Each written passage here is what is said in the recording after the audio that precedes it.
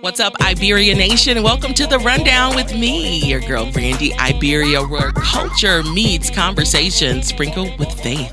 Now, before we get into everything, I just want to take a moment because we are closing out Women's History Month. And for me, this isn't just about celebrating big names. It's about recognizing the everyday women, the ones building, pushing, surviving, leading, even when nobody's clapping. Because let's be real, women don't just make history, we sustain it. We carry it, we pass it down. So as we close out this month, I just want to say, honor the women around you while they're still here. Don't wait for the calendar to tell you to do so. All right, y'all, let's get right on into it. So Disney dropped a first look at the live action Moana. And of course, all eyes on Dwayne Johnson as Maui.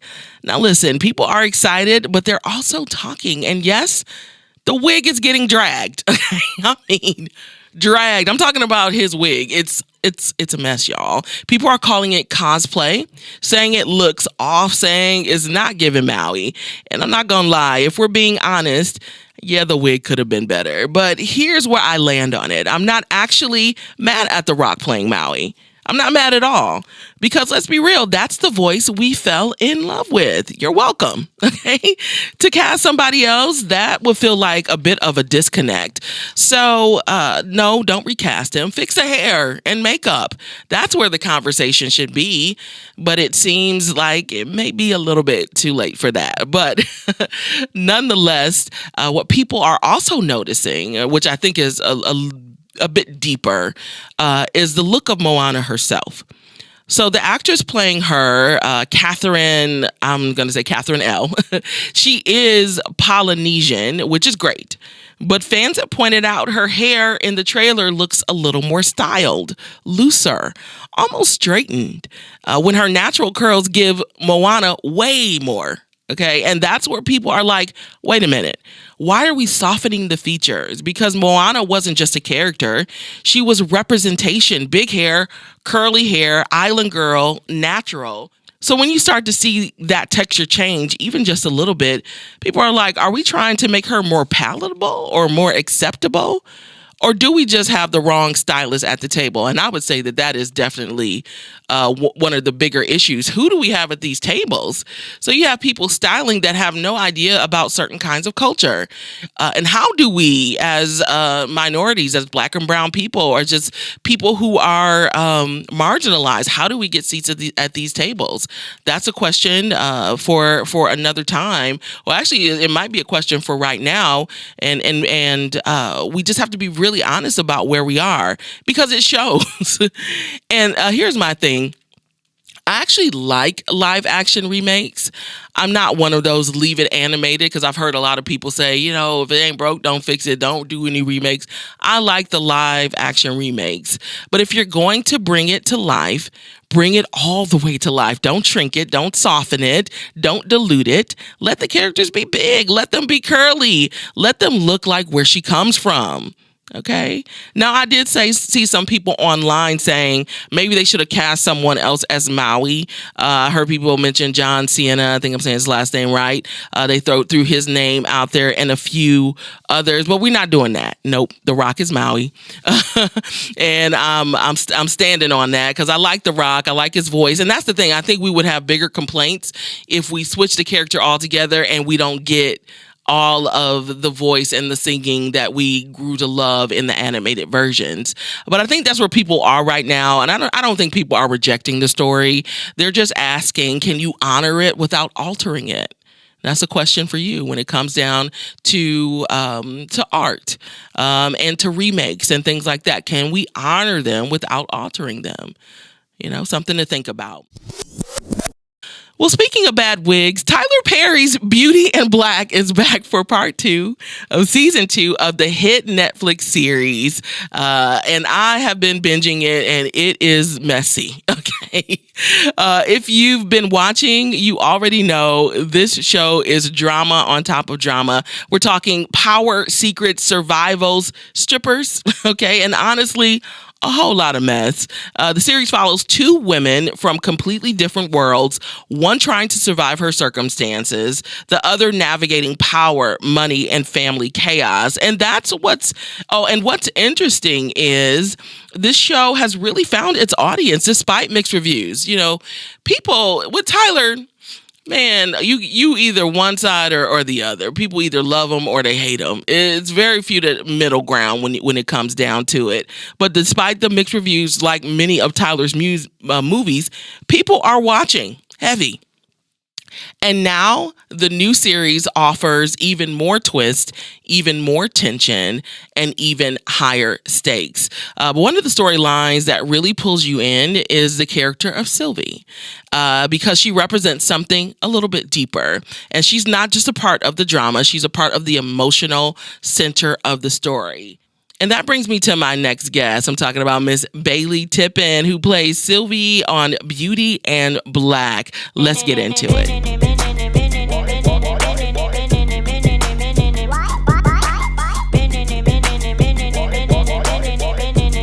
Hello, everyone. It's your girl, Brandi Iberia. Welcome to The Rundown. I'm so excited to be here, as always, with you.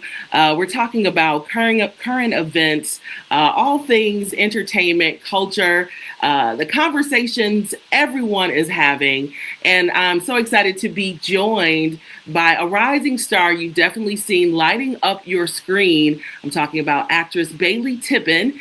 She's back as Sylvie in Tyler Perry's hit Netflix series, Beauty in Black, which returns March 19th with part 2 of season 2. The show has consistently ranked in Netflix top 10 and has become one of the platform's breakout hits. Bailey's career is also including of BMF, First Wives Club, and appearances in fan favorites like DC's Legends of Tomorrow and Sleepy Hollow. And so I had a chance to interview Bailey in the past, and so I'm so excited to see her career continue to thrive and grow, and to chat with her a little bit more about this coming March 19th when Tyler Perry's Beauty in Black hits Netflix for you and I. Let's bring on Miss Bailey. Hi. I'm so glad you could be here today. Thank you. It's a pleasure to be here. Absolutely. Now, Bailey, remind us, where are you? Because we're over here in Milwaukee, where there's a blizzard happening. Where are you located? Okay, be safe. Yeah, first of all. But I'm in Atlanta, where the weather is so all over the place. It's cold in the mornings, and then it's warm in the evenings, and then it's cold, and then it's warm. And then, so we're not dealing with blizzards right now. Lucky you, yes. But yes. No, and I know Atlanta weather. I actually lived in Atlanta for about 4 or 5 years, right after I graduated college, and so I know the scene. I was in the Alpharetta area for a while, Stone Mountain area, so it was my stomping ground. So I know what you mean by the weather. Oh yeah, kind of being all over the place. But yeah, I'd rather have that than the blizzards. But at least I have you. So let's warm the folks up in the Milwaukee area and beyond. Okay, so let's hop right in to what most folks are talking about right now, which is they're buzzing about Beauty in Black. So Sylvie is the role that you play. And so maybe just in case there's someone who hasn't seen maybe the first season, share with them just a little bit about Beauty in Black and your role as Sylvie.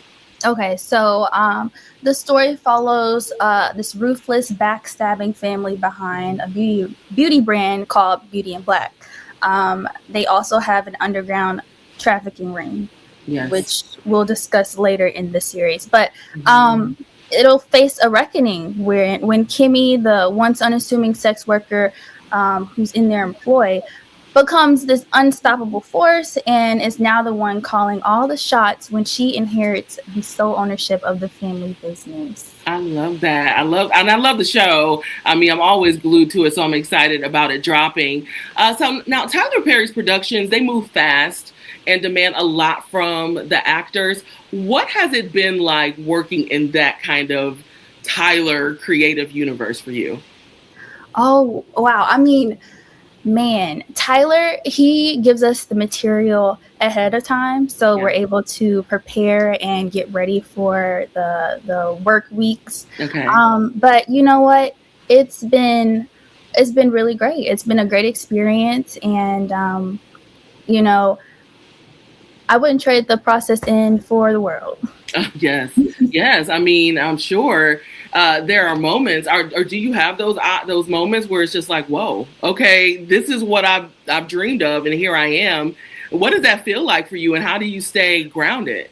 It is so surreal. Yeah. It is so surreal. Because I mean, just being in Atlanta and from here, Tyler Perry is also from here, and he's working in this area, in this industry, and it's like, okay, I grew up watching your productions and your films, and it's like, okay, I wanted to be on them as a little girl. So now for me to be here at this moment, it really feels full circle. But I have so much gratitude, and just it's so exciting. I mean, like, it's real life. We're excited for you. I'm excited for you. Now, the show itself, as you mentioned, it touches on power, money, family, and survival. What do you think resonates most with audience? Like, what's the standout? I think last time you mentioned just maybe that connection with the sisterhood, with Kimmy and Sylvie, or what resonates loudly in this season? Oh yeah, definitely the sisterhood. But just, the relationships of people who are in a struggle together, and seeing how far they'll go to reclaim that power. And he talks about real life topics, and they're dark topics too, so things that are topics we don't really discuss too much. I think that's kind of fascinating to talk about, and to bring light to the situation and awareness of the situation. That is real. So yeah, it really is. It's someone's life. Of course, these are based on fictional characters, but someone is stripping. Okay, no, but and then there was the other storyline that I thought was like really interesting, was the touch on BBLs and doing that in a not safe environment. No one's talking about that, but it is happening. It is, yeah. And he doesn't know how many people have watched that and may have thought about going to get this service done by sketchy people, and how many lives he probably saved. Seriously. So, there you go. No, it's really good. And of course, it's beyond that. There's so many elements of it, again, as we're thinking about family and unity, and just finding your own identity and your own power. And so it is a super exciting storyline. And so let's talk a little bit about your own career journey. I know that you've appeared, obviously, in Beauty and Black, BMF. Was there moments in your career when you realized that this is it? We kind of said that earlier. Did you ever have a moment of feeling overwhelmed, like maybe I'm not ready for this? And thinking about that in terms of like encouraging other people that might be on the same journey as you. Oh, that's a good question. I mean, I've always been kind of like just multi-passionate. So while I was also working on BMF, I was also in school, right? Yeah. So I was also juggling that like life and trying to find balance between work and also, school.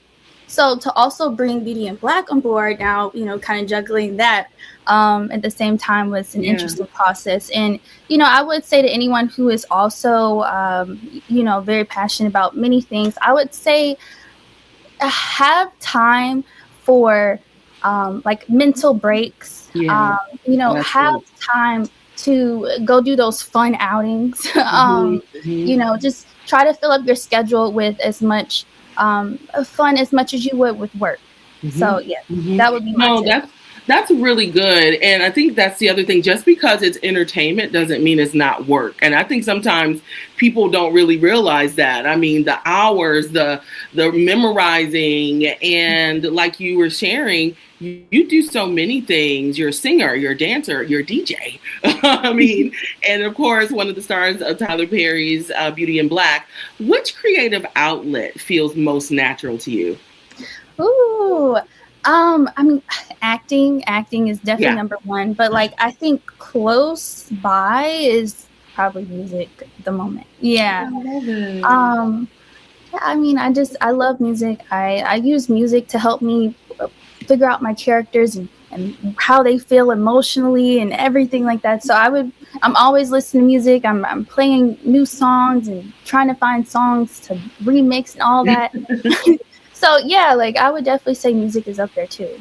I love it. I love it. So again, March 19th, Tyler Perry's Beauty and Black, featuring Bailey Tippen as Sylvie. What else do we need to know about the upcoming series? Why do people need to tune in? Look, let's just say all the questions that you have will be answered. Part 2, okay? And you can expect even more drama. If you thought the rest of the seasons had drama, just wait until part 2. Okay. Oh my God. This is like, how can we go a little bit higher? Tyler always takes us there. Now, Bailey, before I let you go, I want to do a quick segment with you. It's called the Quick Round. And so I'm going to ask you a few quick questions and just off the top of your dome, answer. Okay. And so it'll be along the lines of what we're talking about here. So, okay, we're going to get started. I need to get a countdown clock for this. Okay, here we go. Okay, so what is your favorite Tyler Perry character of all time? Medea. Of course. Medea, yeah. Okay, I love it. Okay, what actor do you dream of working with?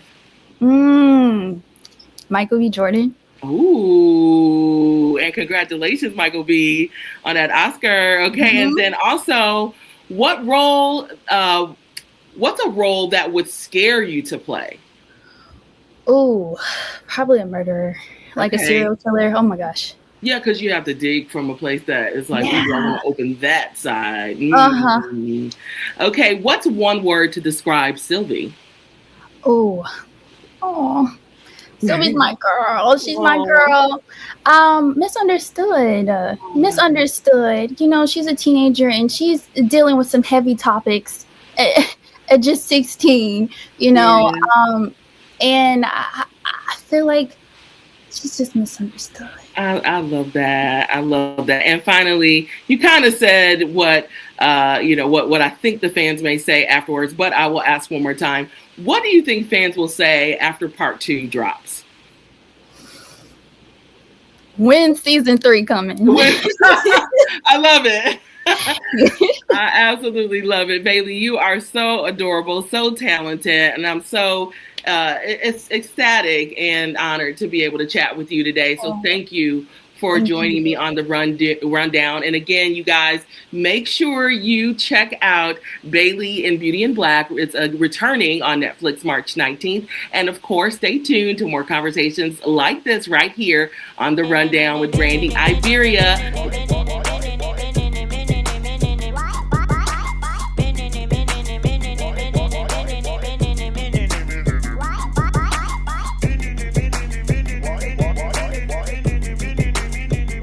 Thanks for tuning in. Before we go, let me say this. Life is short, like really short.